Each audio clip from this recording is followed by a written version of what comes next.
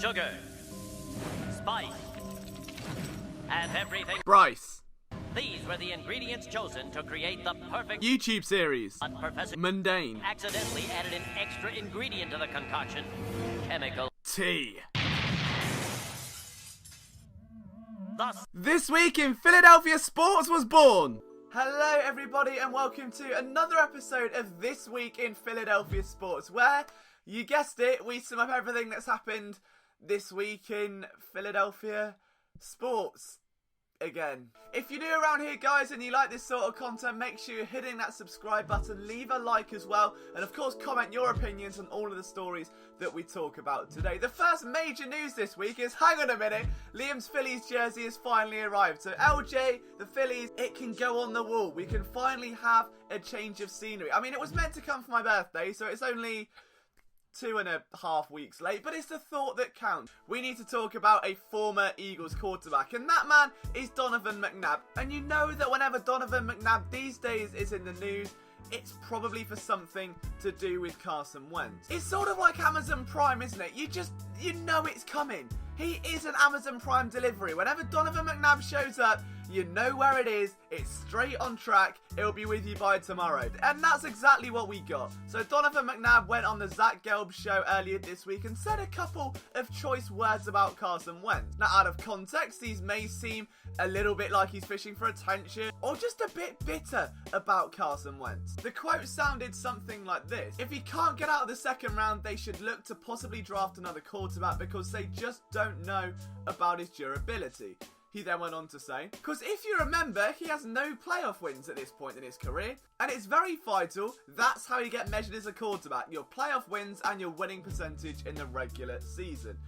Oh, Donnie Donovan, where do we start with this? Firstly, I won't throw unnecessary shade at McNabb. I mean, the quotes themselves have largely been taken out of context in what was a big paragraph saying what we already know, that there is an increased amount of pressure on Carson Wentz going into 2019, that if he can't succeed in the playoffs, there will be questions asked, and whether or not the future of the quarterback position is going to be solidified after this year, given the fact that he's now going to be entering his contract year. But there's a minor quibble here with, there's about 5 that we need to get through. First one being that he says that Wentz needs to get out of the second round, because if he doesn't, the Eagles should look at drafting or trading another quarterback. Now, I don't know since when that became a pro football focused metric, but getting out of the second round of the playoffs, I wouldn't say is a quarterback metric. I would say that's far more representative of a team success rate. If your team is successful, if your team isn't bitten by injuries, and your team can out-coach, and forget the word team for a minute, I think the playoffs largely is down to coaching. It becomes a coaching chess match. Everything is that much more intensified.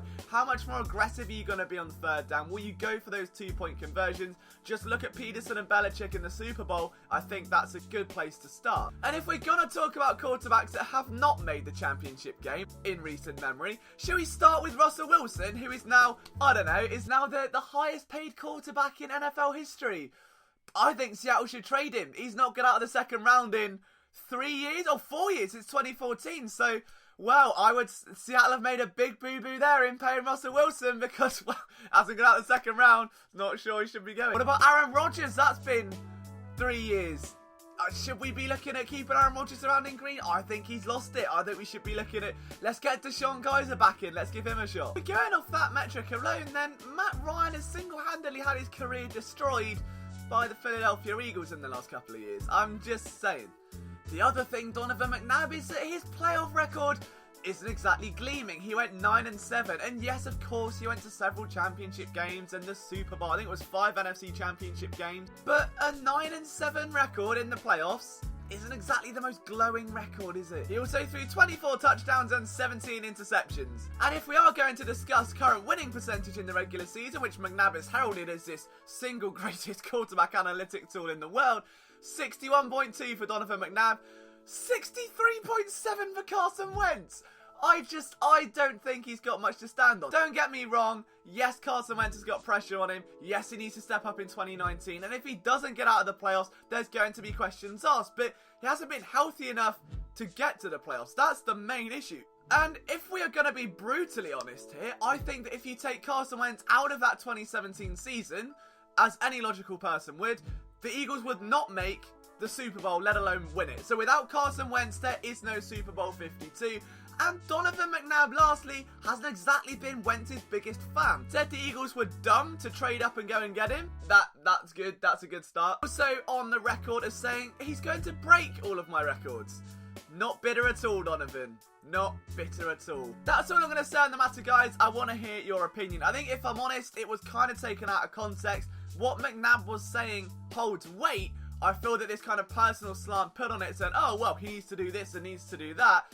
You can't really say that given the grand scheme of things. Like, that's no way to judge a quarterback. Judge a quarterback by his durability, absolutely. The rest of that murky argument, I think you can make very good counters for. I think Carson Wentz, if he can stay healthy in 2019, is going to have an MVP level season. It'd be very disappointing if he didn't, considering the skill position players he's now surrounded by. The real question is, do the Eagles pay Wentz now or wait and see how this year unfolds? Because if he does, God forbid, get injured again, that's when those questions arise. The Eagles also released their NFL schedule, and we put up a video on this earlier in the week on the Philly Sports Network YouTube channel. Overall, the strength of the schedule is nice. The Eagles have some very winnable games. I mean, they faced the Giants twice, as they do every year, but the Jets and the Dolphins and a couple of others should be very winnable fixtures. The issue is the scheduling itself. Having 3 back-to-back road games, then a homestand against the Chicago Bears before you get to a Week 10 bye, that's tricky enough.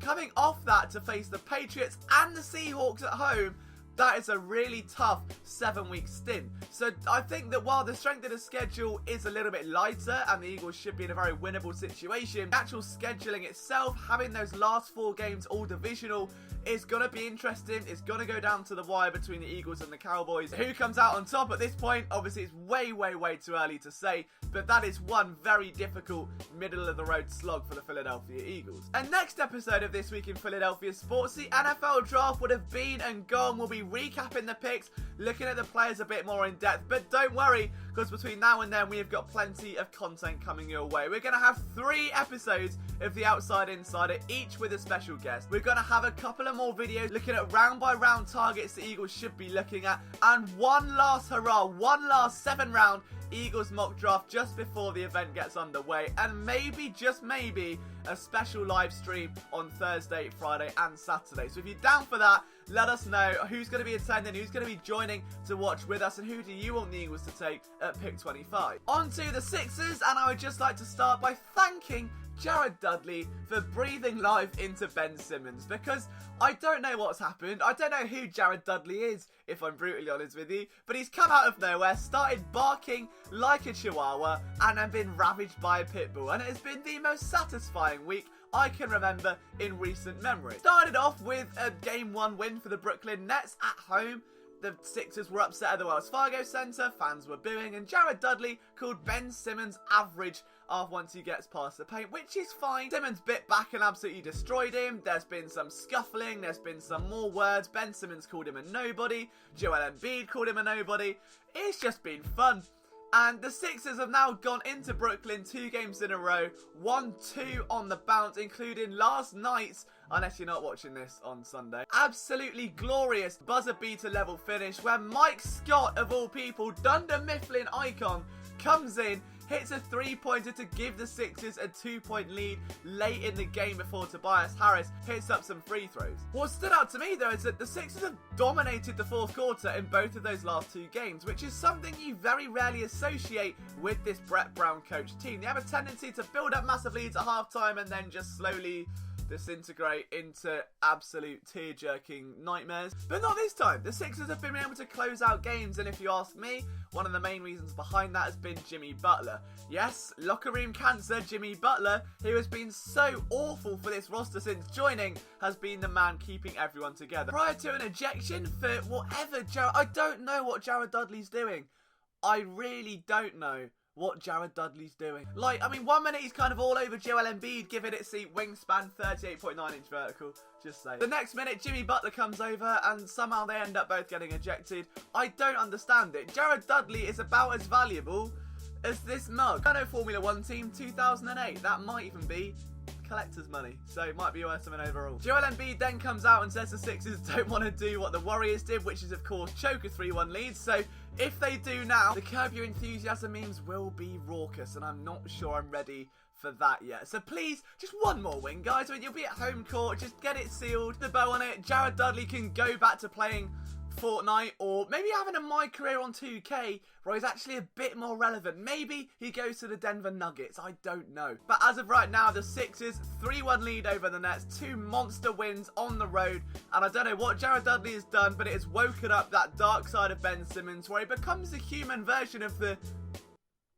that's my impression of that emoji. He had 31 points in that first of 2 wins and followed it up last night. Further 15, shooting 7 of 12 from the field. So thank you, Mr. Dudley, for giving us the old Ben back, who's just going to dunk on everyone and pull the face all the time, because that is the best Ben Simmons in the world. There is no better Ben Simmons than that. To the Phillies, and they... I say that like I'm part of them. I'm not. The Phillies are top of the East with a 12-8 record right now, and although teething problems are still working their way in, what a time to be alive. We're talking about teething problems which in other seasons would have completely debilitated this team and left them scrounging at the bottom of the division. They're now 12-8. They come off with a nice win against the Rockies last night after leaving 19 runners on base stranded the night before. 19! That's a big number. That's almost close to 20. So prior to that 19 strandy matchup, you had Hoskins, Realmuto, Harper and Franco, all of them hitting under 270, and then they exploded and put on an offensive firestorm like never before. So you win some, you lose some. Pitching's still a slight concern, but Andrew McCutchen has just been integral to the rise of this team. And now it just becomes a case of waiting for it all to come together. The Phillies are back in action a little bit later today against the Colorado Rockies again, unless you're watching this later on, in which they probably already are. But it's been another optimistic week. The Phillies keep winning, the offense is clicking well. They just need to find a way to put the ribbon on top of the cake. What cakes have ribbons on? I don't know. On to the Philadelphia Flyers, and they hired their new head coach with a name that's very hard to pronounce, even for someone like me who gets most names wrong. I believe, being French Canadian, the correct pronunciation is Alain Vigneault. Alain Vigneault. Okay, we can all say it together. Alain Vigneault. Not Alien Vigneault, which, if we're looking at, tricky names to pronounce in the Philadelphia hierarchy, we've gone through Chase Daniels, Alshon Jeffries, Nelson Aguilar. Okay, this is up there. I'm not expecting you guys to hit it out the home, but if we all pull together with Alain Vigneault, I think we'll be alright.